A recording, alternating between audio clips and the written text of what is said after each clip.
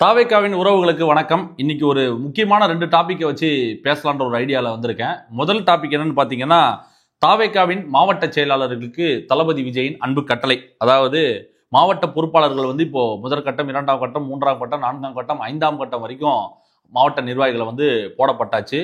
அவங்களும் அவங்களுக்கான ஒர்க்கை ஸ்டார்ட் பண்ணிட்டாங்க. இப்போ அடுத்த கட்டமாக தளபதி என்ன சொல்லியிருக்காருன்னா, நகரம், ஒன்றியம், பகுதி, வட்டம் உள்ளிட்ட பதவிகளுக்கு நிர்வாகிகளை நியமனம் பண்ணுங்க.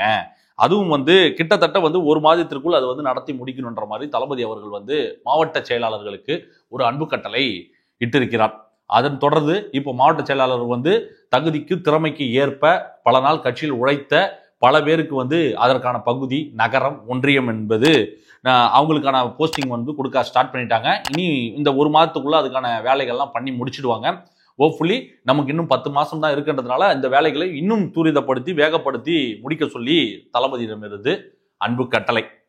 2ஆவதா நம்ம பேச வேண்டியது ரொம்ப இந்த காலகட்டத்துக்கு ரொம்ப தேவையான ரொம்ப முக்கியமான ஒரு டிபேட்டா, ஒரு விஷயமா, ஒரு டாபிக்கா நான் பார்க்குறேன். திருப்பரங்குன்றம், மதுரை திருப்பரங்குன்றம் முருகர் கோயில், அதை சுற்றி நடக்கக்கூடிய அரசியல் என்ன? அங்க ஆக்சுவலி என்னங்க பிரச்சனை? அங்க என்ன பிரச்சனை? கிட்டத்தட்ட அந்த கோயில் எத்தனை வருஷமா இருக்கு, எத்தனை ஆண்டு காலமாக இருக்கு? கிட்டத்தட்ட 700 வருடங்களாக அந்த கோயில்கள் அங்க இருக்கிறதா பல பேர் சொல்றாங்க. நான் நிறைய வீடியோஸ் பார்த்தேன், நிறைய ரிசர்ச் பண்ணி பார்த்தேன். அதுவும் இல்லாம அங்க இந்த பப்ளிக் ஒப்பீனியன் சொல்லி கேட்பாங்க இல்லையா, அங்க போய் கேட்கறாங்க, என்னங்க பிரச்சனை முருகர் கோயில்ல, உங்களுக்கு எதனா பிரச்சனை இருக்கா? அங்க தர்கா இருக்கிறதுனால உங்களுக்கு எதனா பிரச்சனை இருக்கா சொல்லி எல்லாம் கேட்கறாங்க. அந்த மக்கள் அவங்களோட விருப்பங்களை வீடியோ மூலியமா தெரிவிக்கிறாங்க. ஓப்பனாவே சொல்றாங்க, ஏங்க நாங்க போராட்டமே பண்ணலைங்க, நாங்க எதுக்குங்க இஸ்லாமிய சகோதரருக்கு எதிராக நாங்க போராட்டம் பண்ணணும்? அந்த தர்கா இன்னைக்கு நேத்தாங்க இருக்கு, பல வருஷமா அந்த தர்கா அங்க இருக்கு சொல்லி அவங்க மதுரை மக்கள் அதெல்லாம் பண்ணவே கிடையாது. ஏன் அப்ப அங்க பிரச்சனை வருதுன்னு பார்த்தா, எவன் அதை வச்சு அரசியல் பண்றான்றத நம்ம முதல்ல பார்க்கணும், கவனிக்க வேண்டிய ஒரு விஷயம். அது யார் வராங்க? எச் ராஜா வராரு, பின்னாடியே பிஜேபி சங் பரிவார் கும்பல் வருது. இவங்க என்ன நினைக்கிறாங்க, தமிழ்நாடு சமூக நீதி மண், இது இந்த மதச்சார்பற்ற ஒரு மண்ணாக இந்த தமிழ்நாட்டை நம்ம பார்த்துக்கிட்டு வரோம். இங்க ஒன்றே குலம் ஒருவனே தேவன் அண்ணா உச்சரித்த அந்த கொள்கையின் அடிப்படையில தான் இன்னைக்கு நீ விரும்பும் மதத்தை நீங்க அணுகலாம், பிடிச்ச உணவை நீங்க சாப்பிடலாம், பிடிச்ச ட்ரெஸ்ஸை நீங்க போடலாம், பெண் சுதந்திரம் சொல்லி பல பேர் இணைந்து ஒருங்கிணைத்தது தான் இந்த இந்தியா. அப்படி இருக்கும்போது தமிழ்நாடு அதுக்கு ஒரு முற்போக்கு சிந்தனை வாழ்ந்த ஒரு மண்ணாக தான் தமிழ்நாடு எப்பவுமே பார்க்கப்படுது.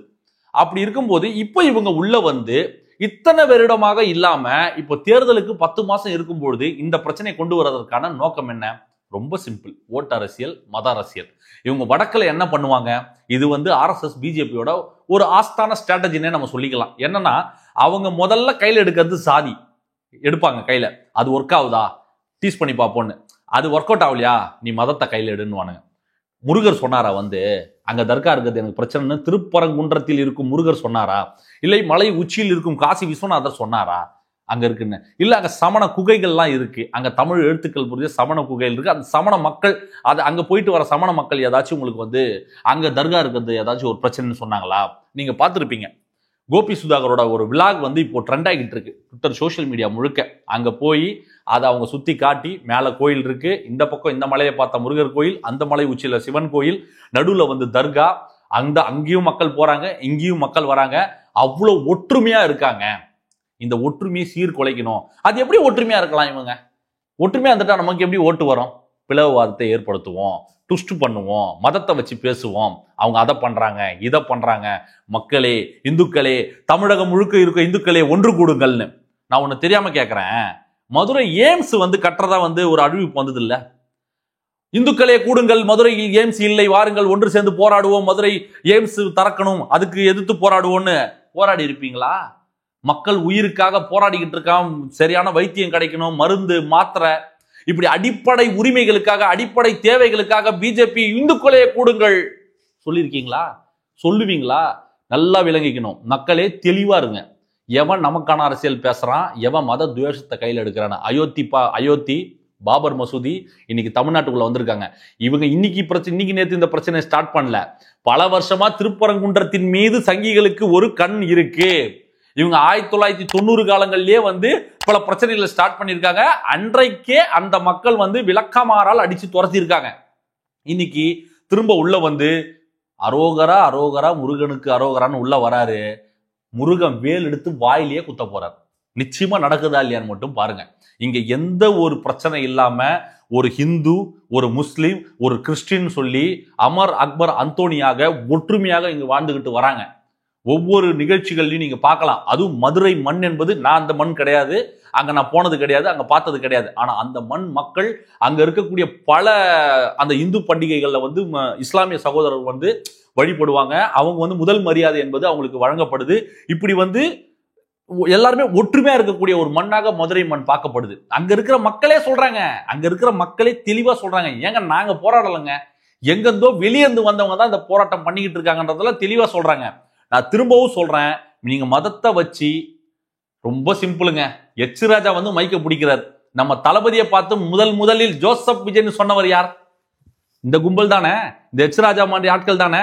அந்த ஓட்டர் ஐடியை போட்டு Joseph Vijay Christian missionary, Christian fund, Christian ஃபண்டில் தான் கட்சி ஆரம்பிச்சிருக்காரு, அப்படி இப்படின்னு என்னென்ன பிரச்சாரம், பொய் பிரச்சாரங்களை அள்ளி வீசினாங்க பாத்தீங்கல்ல.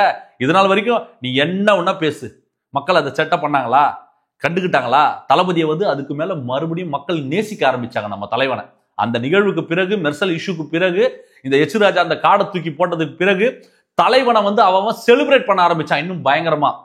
நம்ம தான் தெளிவா இருக்கணும், நம்ம ஒத்துமையா இருக்கோம், நம்ம ஒத்துமையை சீர்குலைக்கும் விதமா இவங்க இந்த மாதிரி வேலைகள் செய்வாங்க. ஓட்டு அரசியலுக்கு பலியாயிட வேண்டாம், இந்த ஓட்டு அரசியலுக்கு நம்பி பலியாயிட வேண்டாம். இங்க மக்கள் பிரச்சனை ரொம்ப இருக்கு. கேஸ் விலை ஏறிடுச்சு, கரண்ட் பில் விலை ஏறிடுச்சு, பஸ் இலவசம் சொல்லிட்டு விலைவாசி ஏத்திட்டான். இப்படி தமிழ்நாட்டை சுத்தி ஏகப்பட்ட பிரச்சனைகள் இருக்கு. இங்க தமிழ்நாட்டுக்கு வந்து இந்த பட்ஜெட்ல தமிழ்நாடுன்ற பேரே வரல, தமிழ்நாட்டுக்கு ஒண்ணுமே ஒதுக்கலன்ற ஒரு பிரச்சனை இருக்கு. இதுக்கெல்லாம் எச் ராஜா பேசுவாரா? என்னங்க தமிழ்நாட்டுல வந்து எதுவுமே பண்ணல, இங்க எவ்வளவு பிரச்சனை இருக்கு, நிதி ஒதுக்க மாட்டீங்க, இங்க இவ்வளவு ப்ராப்ளம் இருக்குன்னு நிர்மலா சீதாராமன் அவர்களை பார்த்து எச் ராஜா அவர்கள் போராடுவாரா? இந்துக்களையே கூடுங்கள், போராடுவோம், வாருங்கள் வாருங்கள் கூப்பிடுவாரா? பேச திராணி இருக்கா, தெம்பு இருக்கா, தைரியம் இருக்கா? நான் கேட்கிறேன். சும்மா மக்களை ஏமாத்திக்கிட்டு இன்னும் எத்தனை நாளைக்கு தான் அந்த மத அரசியல் செய்ய போறாங்க அவங்க? இந்த மண்ணுல அது நடக்காது, இந்த மண்ணுல நடக்கவே நடக்காது. இந்த திமுக அரசு கண்டுக்குதோ இல்லையோ, தமிழக வெற்றி கழகம் கேள்வி கேட்கும்.